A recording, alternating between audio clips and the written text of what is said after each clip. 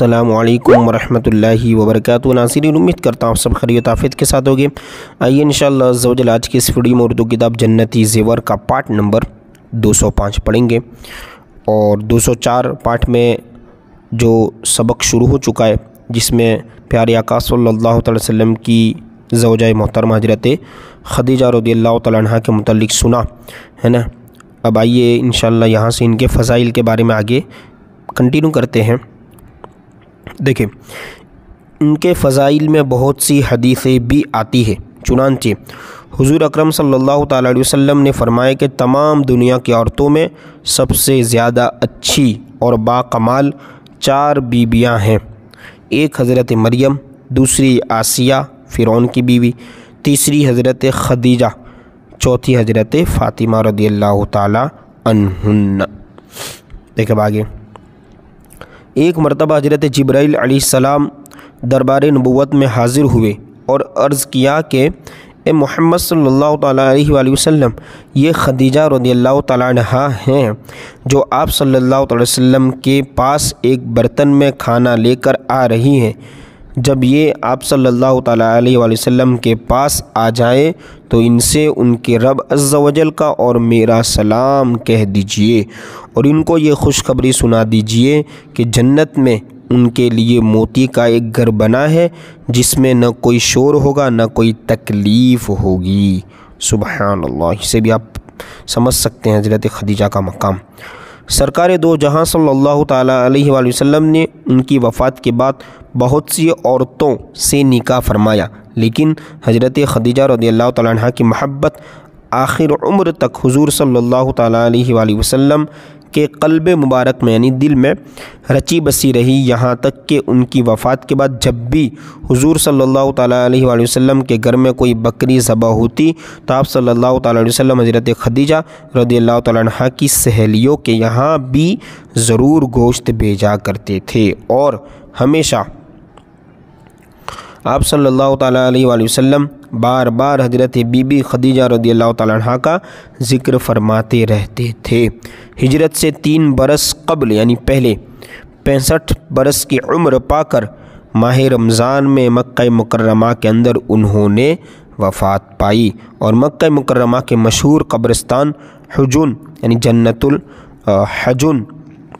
जन्नतुल मुअल्ला में ख़ुद हुज़ूर अक़दस सल्लल्लाहु अलैहि वसल्लम ने उनकी कब्र अनवर में उतरकर अपने मुक़द्दस हाथों से उनको सिपुर्दे खाक फरमाया यानी दफन किया।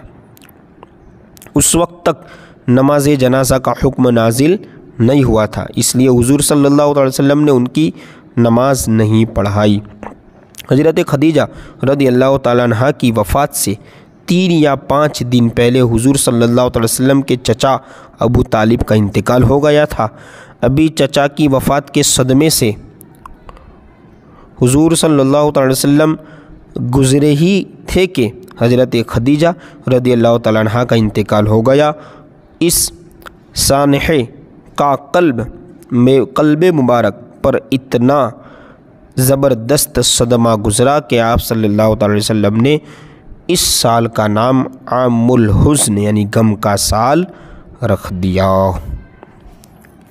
देखिए आगे, तबसरा हज़रत उम्मुल मुमिनीन बीबी खदीजा रज़ियल्लाहु तआला अन्हा की मुक़द्दस ज़िंदगी से माँ बहनों को सबक हासिल करना चाहिए कि उन्होंने कैसे कठिन और मशक्क़त के दौर में हुज़ूर अकरम सल्लल्लाहु तआला अलैहि वसल्लम पर अपना तन मन धन सब कुछ कुर्बान कर दिया और सीधा सिपर होकर यानी साथ देकर तमाम मसाइबों मुश्किलात का मुकाबला किया और पहाड़ की तरह ईमान व अमल साले पर साबित कदम रहीं और मसाइब व आलाम यानी तकलीफ़ों में परेशानियों में है ना मसाइब व आलाम के तूफ़ान में निहायत ही जान निसारी के साथ हुज़ूर सल्लल्लाहु तआला अलैहि वसल्लम की दिलजोई और तस्कीन कल्ब यानी कल्ब को सुकून देने का सामान करती रही और इनकी उन कुर्बानियों का दुनिया ही में इनको ये सिला मिला यानी बदला मिला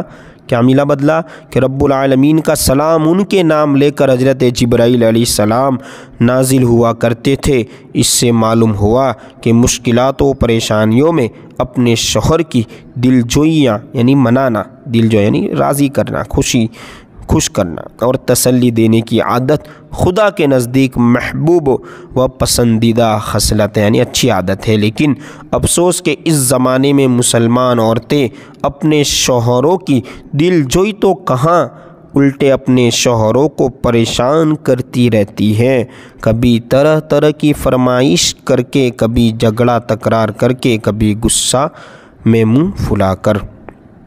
देखिए अब आखिर में एक पैगाम भी दिया जा रहा है हज़रत अब्दुल मुस्तफ़ा आज़मी रहमतुल्लाह अलैह की तरफ से। आखिर में जो इन्होंने पूरा टॉपिक जो बयान किया कि इस्लामी बहनों तुम्हें खुदा का वास्ता देकर कहता हूँ कि अपने शौहरों का दिल न दुखाओ और न उनको परेशानियों में न डालो और न उनको परेशानियों में डालो, ठीक है, यानी परेशानियों में भी न डालो, बल्कि आड़े वक्तों में अपने शौहरों को तसल्ली देकर उनकी दिलजोई किया करो, यानी उनका दिल खुश करो, उन्हें नाराज़ न करो। अब इंशाअल्लाह पार्ट नंबर 206 में दूसरे नंबर पर यानी हुज़ूर पाक सल्लल्लाहु ताला अलैहि वसल्लम की ज़ौजा मोहतरमा बीवी हज़रत सौदा रज़ियल्लाहु ताला अन्हा के बारे में यहाँ से पढ़ेंगे।